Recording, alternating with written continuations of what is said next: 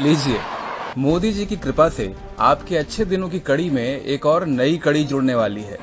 अगर आपकी जेब में खनखनाता हुआ खजाना है, तो फिर अच्छे दिनों के इस करिश्माई साल में आप भारतीय रेल को भी खरीद सकते हैं। जी हाँ, अब कागज कलम उठा के ताजा खबर नोट कर लीजिए।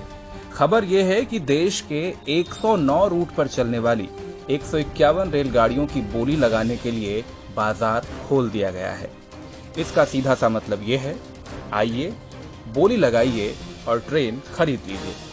जी हाँ, पड़ गए ना चक्कर में।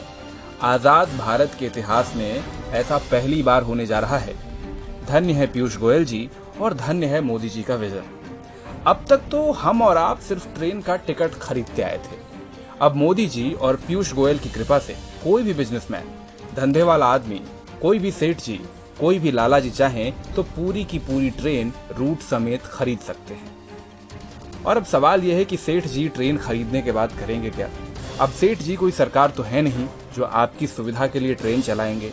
वो कमाएंगे मुनाफा और हर उस तरीके से कमाएंगे जैसे वो कमा सकते हैं। वाकई तारीफ करनी होगी मोदी जी की। 70 साल के इतिहास में पहली बार ट्रेन की नीलामी होने जा रही है। जो अब तक नहीं हुआ वो पहली बार हो रहा है। जो नेहरू जी तक नहीं कर पाए वो मोदी जी करने जा रहे हैं। वाह मोदी जी वाह। गरीबों का ख्याल हो न हो, कारोबार करने वाले सेठ जी लोगों का कितना ध्यान है।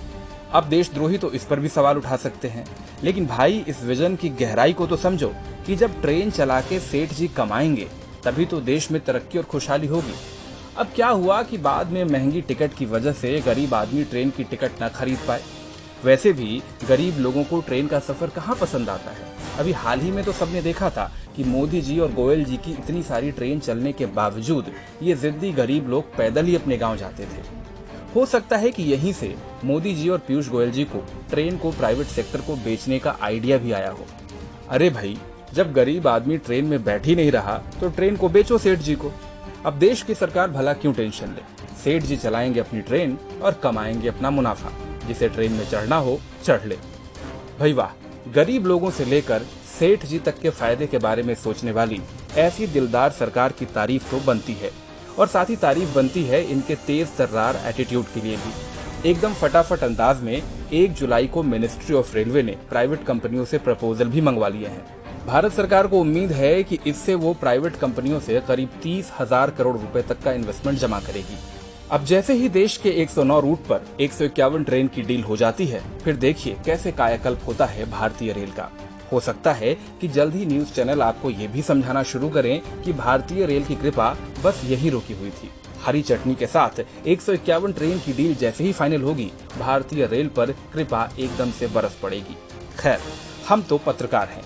हम तो भारतीय रेल के साल 2004 में फायदा कमाने की खबर से भी एक्साइटेड थे और अब रेल बिकने की खबर सुनकर भी उत्साहित हैं। वो कहते हैं ना, मोदी जी ने किया है तो कुछ सोच समझ के ही किया होगा। अब जाते जाते आप भी कमेंट सेक्शन में अपनी ज्ञान वर्षा जरूर करते जाइएगा।